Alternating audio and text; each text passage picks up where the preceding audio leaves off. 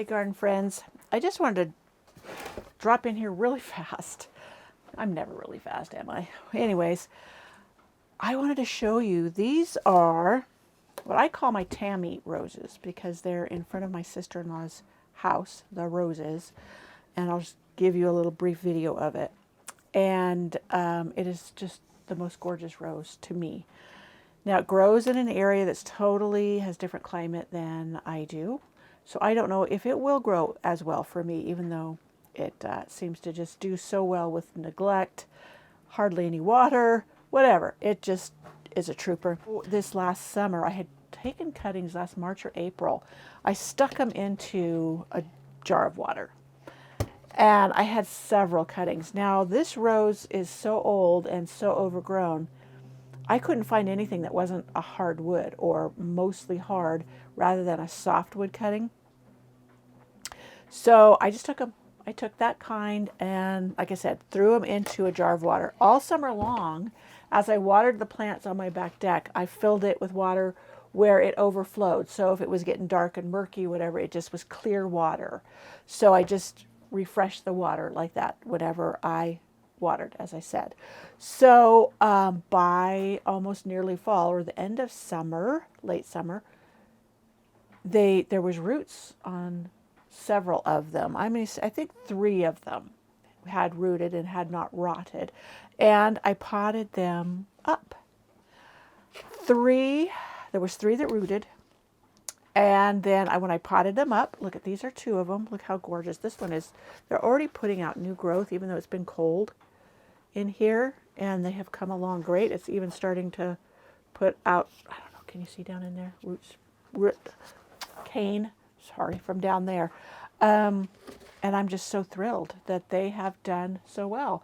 I know that water roots, meaning when you grow roots on things in water, they're more tender than roots that have grown in soil. So when you transfer them to soil, sometimes it can be pretty iffy whether they make it or not. Now, you know I said 3. Well, one of them kind of got tucked away and it didn't get watered properly and it died. So that was on me. Not that it wouldn't have made it if I had kept on top of it. But yeah, look, 2 of them. So I'm just thrilled. Hopefully I can put these out in the garden by late summer or something. They will have gotten big enough to survive being put in the ground. Now I have, this is a Scepter Dial rose. It's off patent. The patent has run out. So when I had to run and do my rush pruning before the storms, that sun's getting right in my eye, I threw some of the canes in here just to see if I could do it again. Now it's totally the wrong time of year. This is March. I did this back in February when we had a break before all the storms. Sorry for the little interruption there. My battery died and I had to change it. Anyways, so I took these and, as I said, it was like February when I ran and did that. So I don't have high hopes for them, but it looks like when I'm looking closely down here that roots are trying to grow. So I don't know. We'll see what transpires. But also, I put some into one of the water jugs. Now it's so full of condensation, you probably can't see. There's like 1, 2, 3, 4, 5 canes in there. And I see new growth on 1 or 2 of the canes. But that doesn't mean that it has rooted. It can throw out canes or growth from the nutrients it already has stored. So when I know it is rooted is when I see roots in the bottom of this. And you would like to see quite a few of them. So I kept trying to show you how I propagated some roses that I took cuttings from here late in the season. Now I had to go do a bunch more pruning because of our heavy snows. This is late March. And I want to try to start those cuttings. Now, the ones here that I was sharing, I told you I started in water. And I had them in a container like this all summer long. And by the end of summer, they had rooted. So these are in water. I am going to put some up in a container like this. These are what I use for winter sowing. but they also work really well for this. You can use milk jugs. I have these water jugs on hand because I use the distilled water in my humidifier in my plant room. And here is it all prepared and ready to put the cuttings in it. Now, I have a whole video on how I do this, so you can go back and watch that. I will link it in the description box below for you, so I won't bore you to death with all the prep. But that is ready. It has plenty of drainage in it, and it has what's going to be the lid. So that's going to go right there. First, I'm going to prep these cuttings. There's a whole bunch of them. Now, the more you do, the better chances you have of success. And as I told you earlier, over the summer, I lost quite a few in the water, but I did get 3 that rooted, and 2 of them I successfully potted up, and they're living still. And I told you the one died because of my neglect. But anyways, I was going to start out by prepping some of these. Now, to give them a little bit of help in rooting, especially as this is a cooler time of year, and they will be kept in this greenhouse, and it's not heated. This is just a glorified cold frame. It gets very cold in here at night, but hopefully, just like these ones are still green and not, they haven't succumbed to any fungus or mildew or anything, and they're sending out shoots from the stored energy of the canes. But I do like to give them a little bit of help. Ooh, this one is prickly, because every little bit of help gives you more success. So a lot of people don't do some of the things I do, and they have plenty of success. Let's see, can you see down here? I think you can. I'm just going to take the edge, and I'm going to run it along here, take off these thorns, and it's sticking to me. This is a thorny one. This is a climber that I have out in back by an arbor, climbing on an arbor. It is absolutely gorgeous. Now, I use the Hormex 8 rooting hormone for these because I find it's a little more powerful and it works. Now, you see I'm painting this right here with this. Some people dip it right into the hormone, but that can contaminate. And even my dipping my paintbrush in there can, so I'll put a little bit in the lid, which will be dumped afterwards. So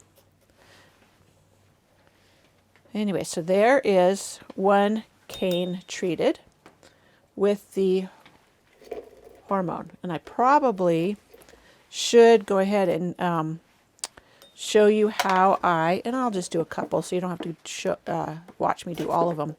Now, many times, this area right here was at a juncture, and a lot of times it is believed, and I have found it to work for me when I do the air layering of the roses, that those areas do root faster.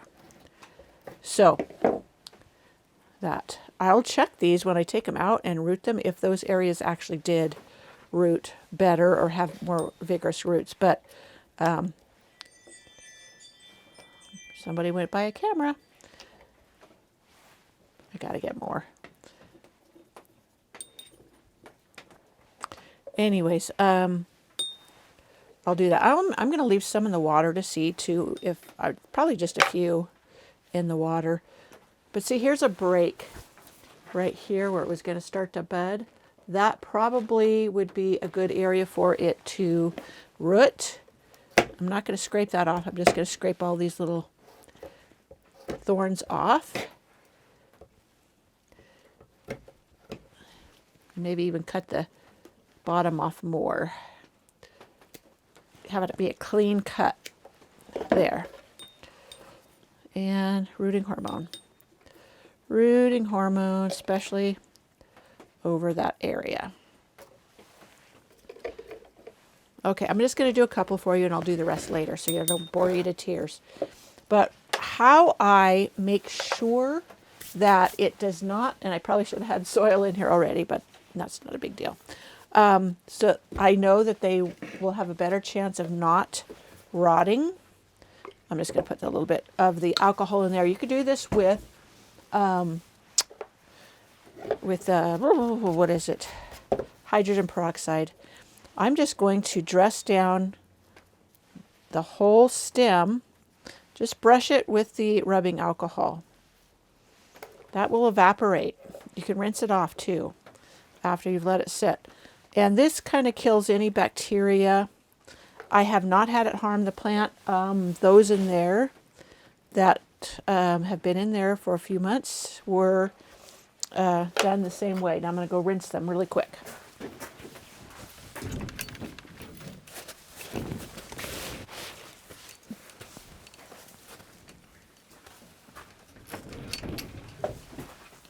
Now I've done this without doing that, but I just found that it does prevent the mildew or the fungus that can kill rose cuttings before they have a chance to root.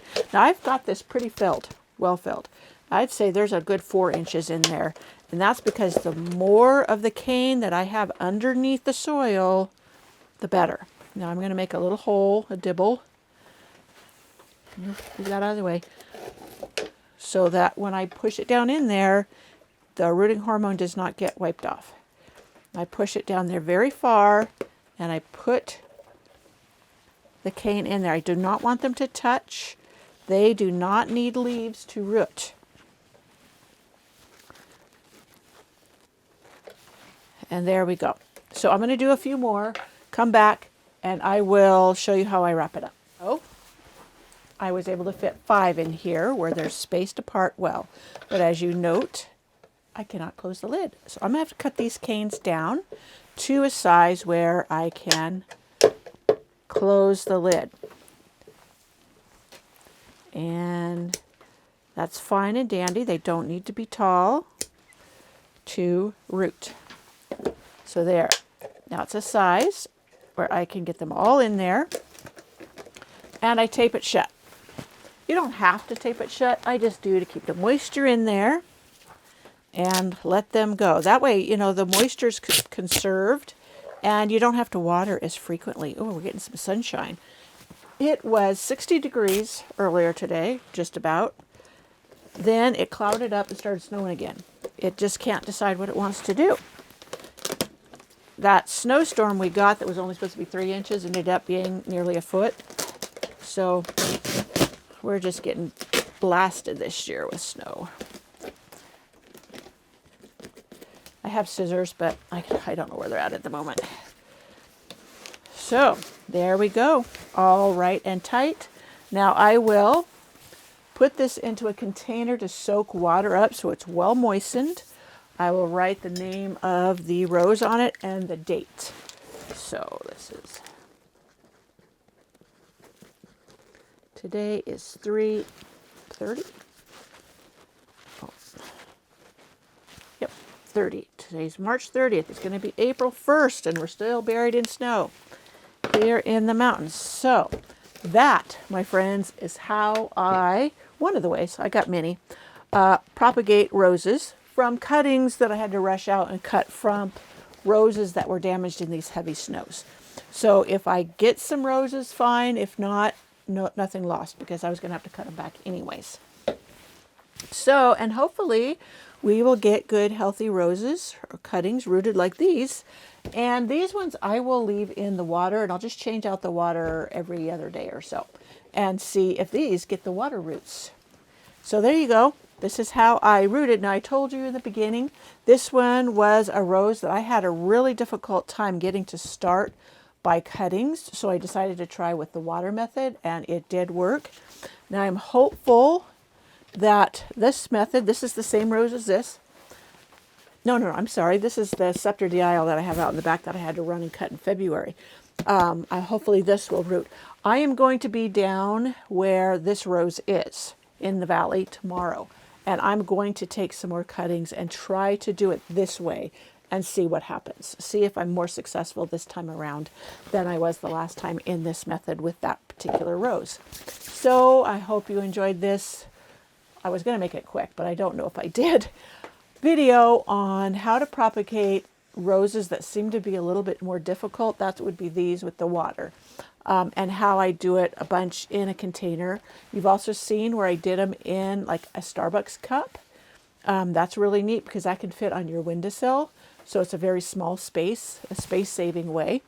And also I do it in other containers, and I just put a humidity dome on them. So I hope you enjoyed this video, and I hope you'll come back and see what I'm up to next.